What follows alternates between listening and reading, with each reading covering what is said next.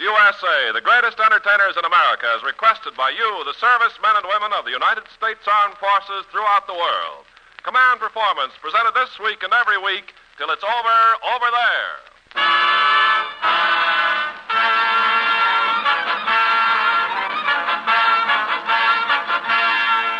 Okay there, gang. Time to gather around your international walkie-talkie and grab another mittful of stardust, coming to you in answer to your requests to Command Performance, Armed Forces Radio, Los Angeles, USA. Roll call tonight sounds like we might have borrowed it from the guest list of wayside inns around Sussex, Wessex, and Essex. You'll meet such luminaries of grease paint, cinema, and wireless as Sir Aubrey Smith, Dame Mae Whitty, Reggie Gardner, Ida Lupino, Cary Grant, Ginny Sims, and your master of ceremonies, Ronald Colman.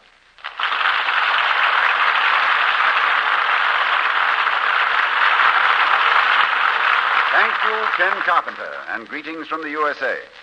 Command Performance Headquarters has gathered the Teabag Battalion around the microphone to transplant a bit of Piccadilly to the heart of Hollywood and Vine. We trust that by the time we're ready to say so long, we'll have you sipping your K rations out of a saucer. But first, I want you to meet a lovely young lady who is not only a favorite pin-up girl here in America, but I understand her pins are greatly admired in the United Kingdom and vice versa. Men, here is Ginny Sims.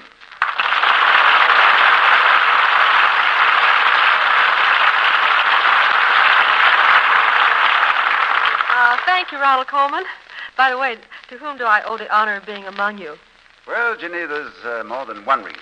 First, because of your great popularity among the British, Canadian, and Australian fighting men all over the world. Well, thank you. And second, because of your birthplace. My birthplace? Well, I was born in Brooklyn. I know, but you see, we figure that Brooklyn is about halfway between England and America. Anyway, let's not forget Brooklyn is one of our allies. Oh. Well, what I meant was Brooklyn, Texas. I had to get into the gag, you know. Well, thanks, Ronnie. And hi there, fellas. I want to send along special regards to Johnny Fry on that big, soggy jungle aisle. The Kirshner, Hodson, Reuter, and Romine at 149. The Flak Shack number 6 in England, Patterson and the gang at Navy 285. From Morris, Joe, Dave, and Stinky, a quartet of solid Seabees. The Cosby Kids at 520, including Grimp the Shrimp. And the 512 gang, Sad Herbert, Sad Stonewall, Sad Killer, Sad Red, Sad Boke, and Happy Charlie. How do you get in there? Well, Dave Harris, 942, to P. Head, Japman, Nip, Hip, and Joe Lewis at 364. And a forecastle full of a real rugmen in the Royal Canadian Navy, namely Chirpy, Al Kincaid, and Louis the Limper. Now, whether you dig your foxhole with a spade or a teaspoon, this song is for you, the man I love.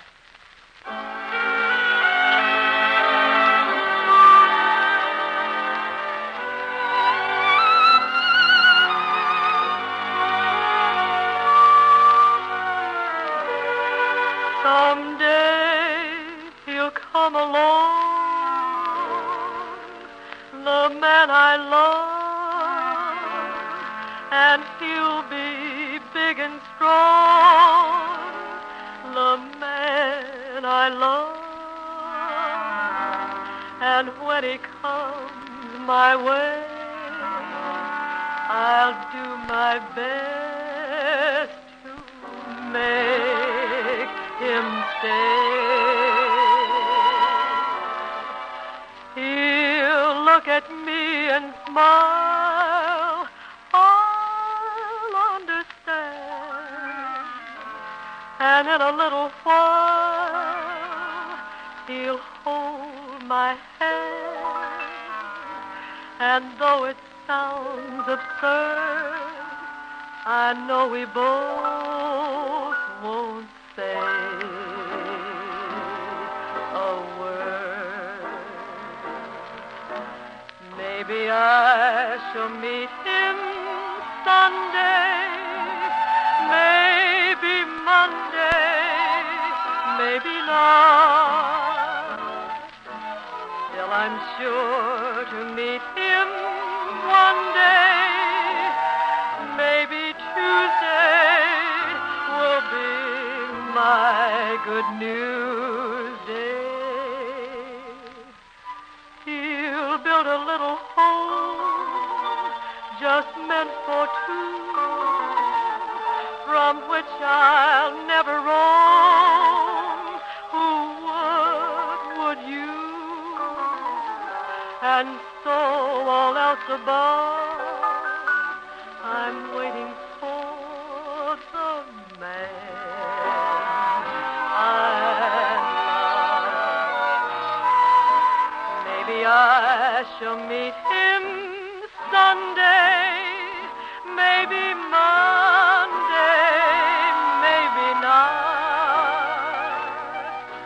Still, I'm sure to meet him one day, maybe Tuesday will be my good news day. He'll build a little home just meant for two, from which I'll never roam. Who would you? And so all else above, I'm waiting for the man I love.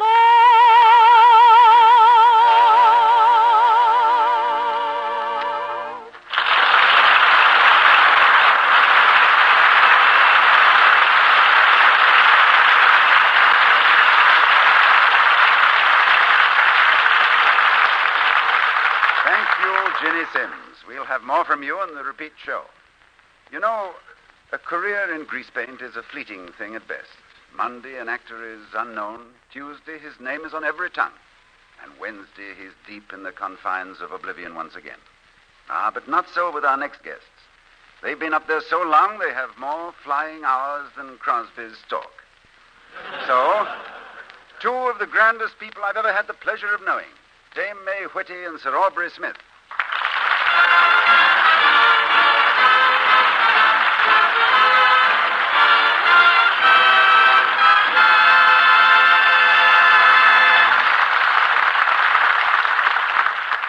Dame May and Sir Aubrey, it's a great pleasure to have you with us. Thank you, Ronnie. You're very kind. And it's most fitting that you should be here, because I'm certain that no one represents the very essence of Britain to American moviegoers as you two do. Well, perhaps that's because we've become a little less Americanized than others of the English colony here. Ronnie, you know, we're rather set in our ways. After all, at our age, what can you expect? Speak for yourself, Aubrey. Oh. In other words, then, because you are so steeped in the law and tradition of England, America has not yet left its imprint on you, correct, Sir Aubrey? You ain't just beating your chops, Jack.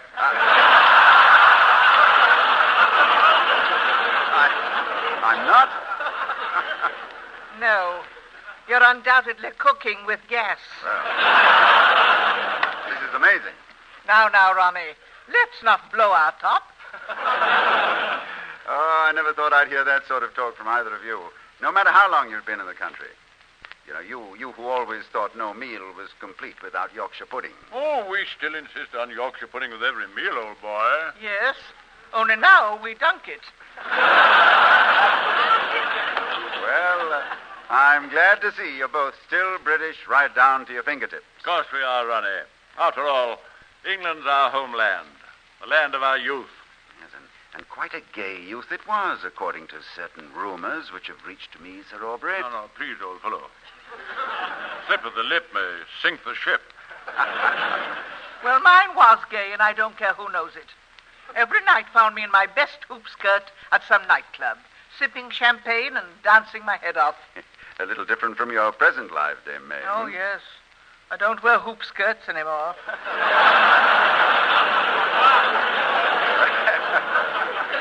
Well, that was a normal youth, I imagine, for one of England's greatest music hall stars.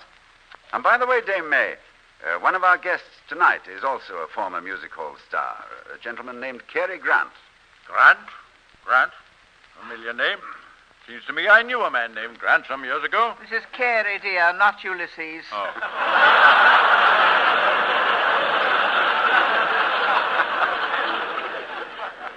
We'd love to stay and say hello to him, Ronnie, but we've some makeup to put on. Oh, yes, that's right. You're appearing in our mystery play later, aren't you? Well, I'll give Cary your best. Thank you. Come along, Aubrey. Coming, Mother.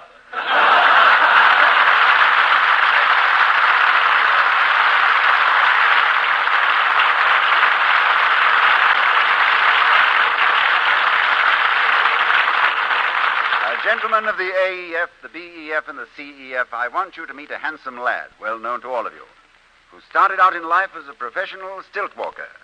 This young man has flashing brown eyes, wavy black hair, and a deep dimple which he acquired when a lady stilt walker slapped his right cheek with her left stilt. Cary Grant.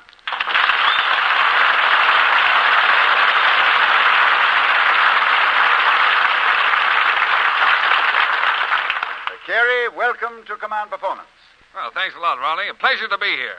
You know, I'm sorry to say I never saw you work on stilts in vaudeville. Were you popular? Oh, yeah, my stilts were. I used to follow a dog act.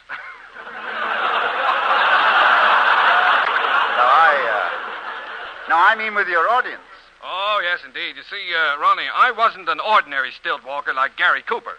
Yes, but Gary Cooper doesn't walk on stilts. He doesn't? My, he's tall, isn't he? Tell me, Cary, what did your act consist of? Well, I jumped over a picket fence, did a snappy tap dance, and for a finish, I'd rub my two stilts together and start a fire. Did you do well? Oh, yeah, especially in New York. For an encore, Mayor LaGuardia used to grab a hose and put me out.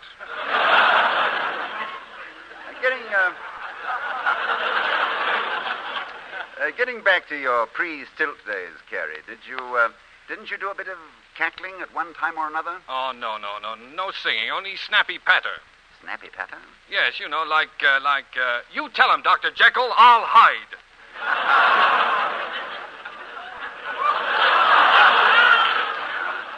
Snappy, he says. Well, maybe you should have sung. You know, if you could tell that last joke, you can get away with anything. Didn't you know a song about a very young sailor kissing his mother goodbye on the dock or something like that? Oh, yes. Well, Ronnie, that wasn't mine. I heard it someplace. A very sad song, very sad. Well, give us a few bars. Well, all right. It seems to me it went something like, Goodbye, mother, while I'm out at sea. Think of your sailor that works at the sail, and I will think of thee. Oh, mother dear, don't keep me waiting, 'cause there is no cause for delay. And while he was kissing his mother goodbye, the blinking ship sailed away.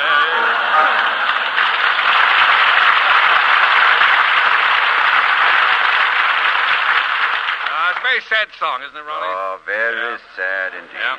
Yes, very sad. You know, wasn't there something about the railroad station? I can't seem to remember the exact title. Oh, you mean watching the trains come in? Yes. A wonderful comedian. Jack Pleasance used to sing that. That's it, yes. A love song. A very beautiful love song. About a Lancashire lad and his girl. They used to go down to the railroad station every Sunday night and watch the trains come in. That's right, Ronnie. You see, there aren't any movies, and in Lancashire on a Sunday night, what else can a boy and girl do? Well, give us a few bars, Cary. All right, it's a beautiful song. Watching the trains come in, watching the trains come in. We'd sit for hours, hand in hand, as only lovers understand. Watching the trains come in, and hearing the porters shout. And when we've watched all the trains come in, we'd watch all the trains go out.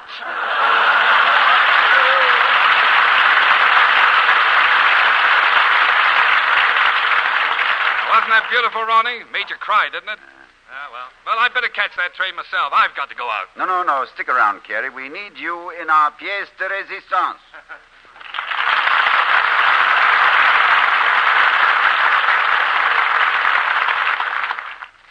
While thumbing through our command performance mail, one comes across the name of our next guest many, many times. She's well known as one of Hollywood's greatest emotional actresses. Gentlemen, here's Ida Lupino.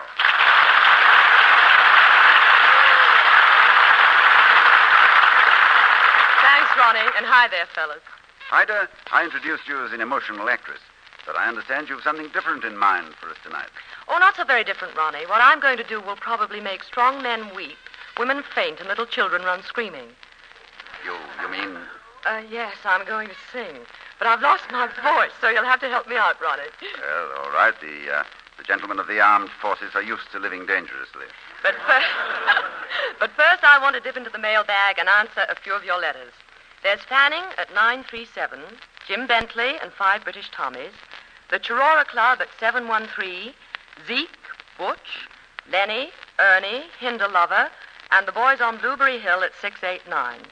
Pehosh, Johnson, Jolly, Russell, Trouet, DeRosa, and Buchanan at Navy Hut A7. Buzzard Beak, Fat Boy, Skinny Puss, Muck, and Cabbage Head at 520. And K.G. Moody with the Royal Canadian Navy. Regards to Rocket and the gang on Ascension, Red, Howie, Vet, and Ferdy at 321. The 1040 CBs and that swell gang with the mighty Eighth in Italy who sign yours till that certain place freezes. And for the original gang in Normandy, Ronnie's going to help me do my best with the favorite song of the BEF.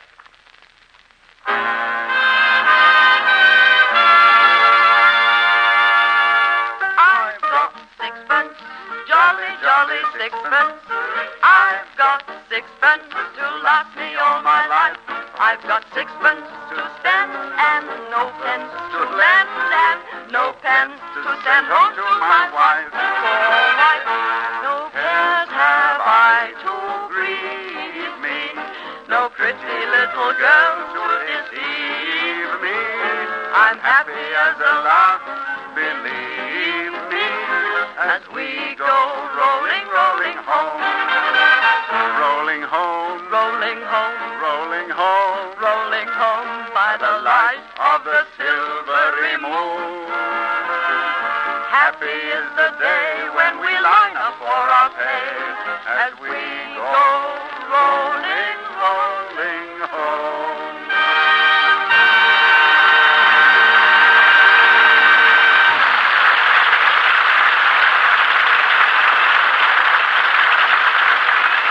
No show with a predominantly British cast would be complete without England's favorite diversion, the Shilling Shocker. And so tonight we proudly present our own thriller, done in the very best Alfred Hitchcock tradition.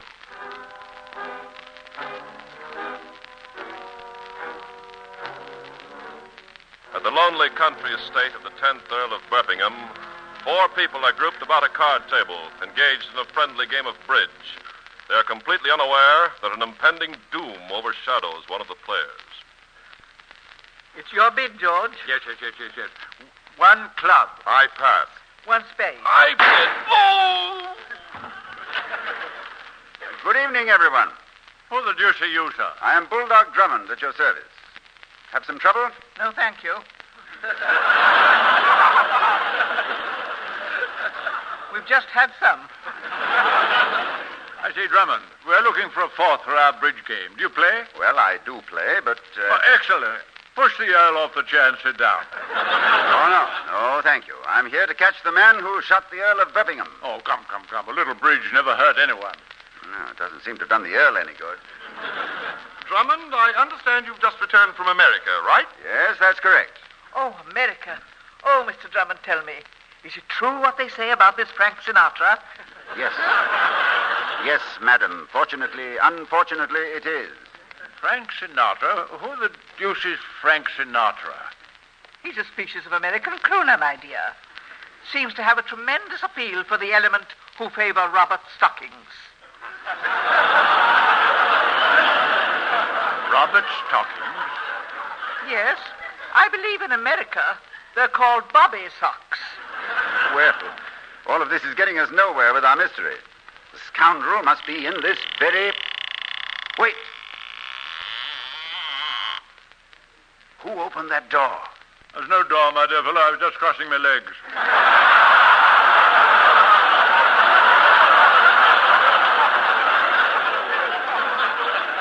Well, there's only one way to solve this case. We must reenact the crime exactly as it occurred. Sir George, I'll take your place and you occupy the victim's seat. Very well. All right. Now let's get on with the game. I bid 1 club. I pass. 1 spade. I bid... It seems to be an unlucky seat tonight, doesn't it? Is he? Yes. Are you sure? You know, it's rather hard to tell with Sir George.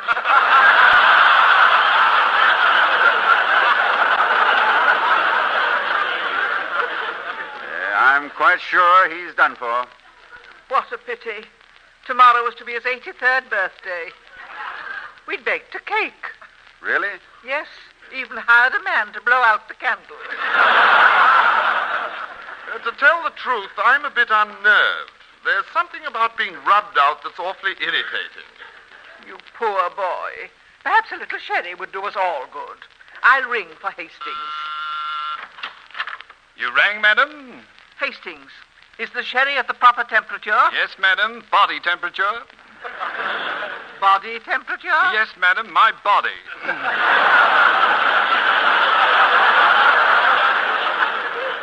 One moment, my man. Haven't I seen you someplace before? Ah, confound that memory of yours, Drummond. Yes, I'm Bailey, all right. I thought so. The man who was cashiered out of the 5th Scottish Highlanders in 1931. Is this true, Hastings? Were you cashiered from the Scottish Highlanders? Yes, madam. But why? Have you ever seen me in a skirt? Well, we're going to reenact the crime once more. Hastings, you take the fatal chair. Oh, no. Well, what's the matter? Haven't you heard of the health problem? Let me sit there. Oh, very well. Now we'll begin the game again. I bid 1 club. I pass. 1 spade. I bid... Oh! Yes, this can only lead to solitaire. What was that? The 3rd floor maid. What was that? The 2nd floor maid. What are they screaming about? I'm on the 1st floor.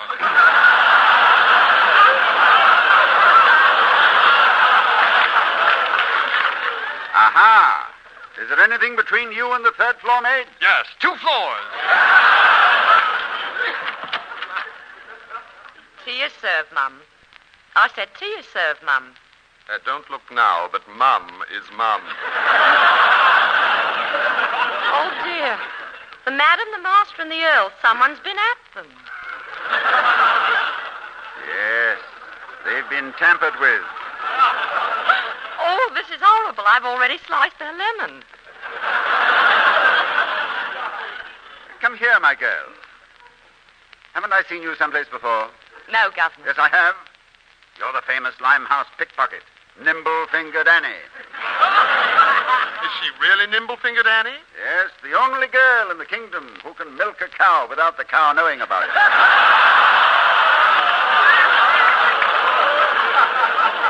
Amazing. Well, let's reenact the crime once more. Now, who will sit in the fatal chair? Not me. Not me. Not me. Well, that leaves me, doesn't it? Yes. Well, we'll try some other way. No, that won't be necessary. I've solved this case myself, Drummond. Eh? Haven't you noticed that I don't drink, don't smoke, don't play cards, and don't go out with women? Who are you? Why, I'm the saint, you silly boy.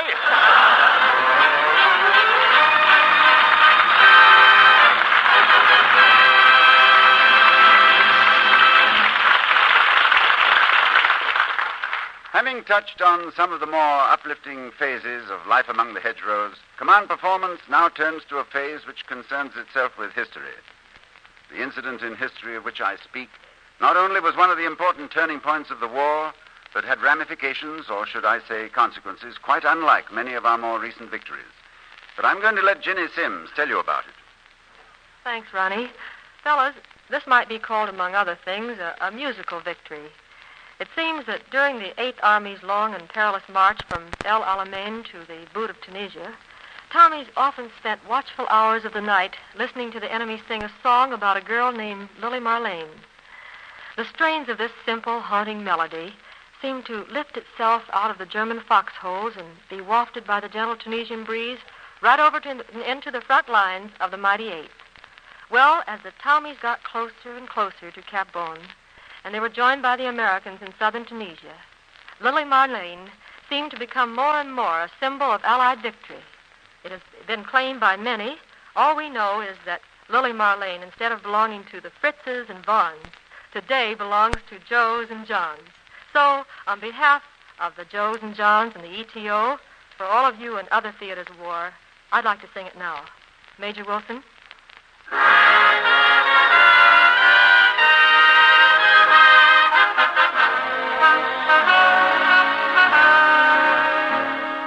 Would you like to hear the story of a girl that many soldiers know? It's a tale of love in all its glory. They tell when the lights are soft and low, underneath the lamppost by the barricade, standing all alone. Every night you'll see her wait.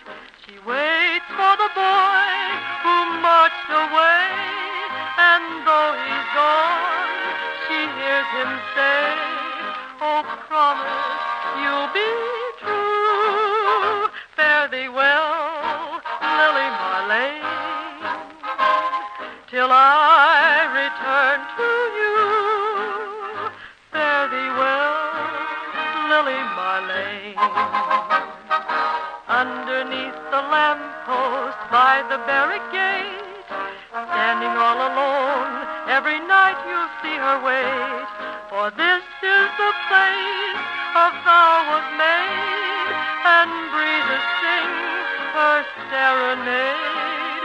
Oh, promise you'll be true. Fare thee well, Lily Marlene, till I return to you.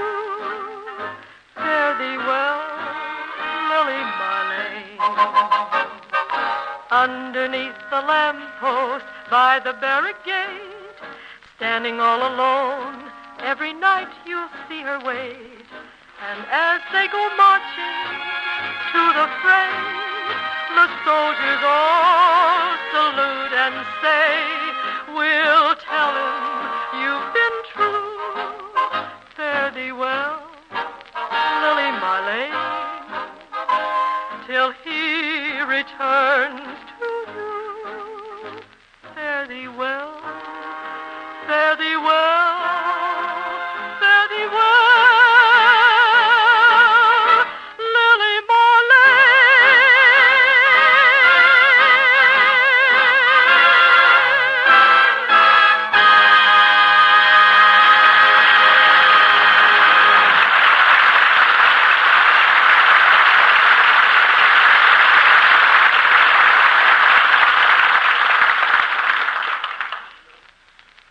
Well, men, it looks like our orange Pico coffee clutch has reached a conclusion. To say that we've enjoyed kicking the adverbs around would be gross understatement. Sir Aubrey, have you a word you'd like to add? Yes, Ronnie. I'd like to confess here and now that I've not become quite as American as the script made me sound. Matter of fact, I hardly understood a blasted word I said. You didn't? Certainly not. Oh, man, I ain't hep. Well, see you around, Jack. All right, Sir Aubrey. And now, Dame May, have you a few choice words? I'd just like to say cheerio, pip, pip, and don't take no wooden nickels. Well, we do our best. Meantime, this is Ronald Colman on behalf of the other members of our cast saying the best of the best from the USA.